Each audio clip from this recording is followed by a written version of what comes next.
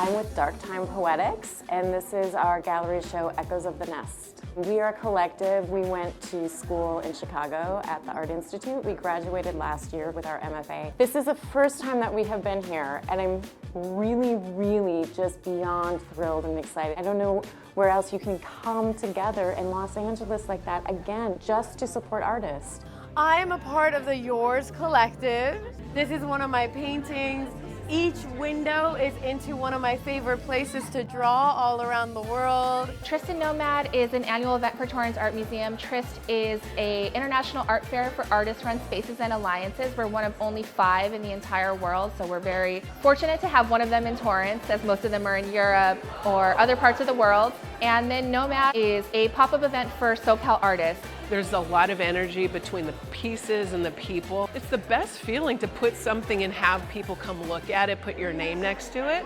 We meet the best people and we have the best conversations and interactions with everybody that comes by.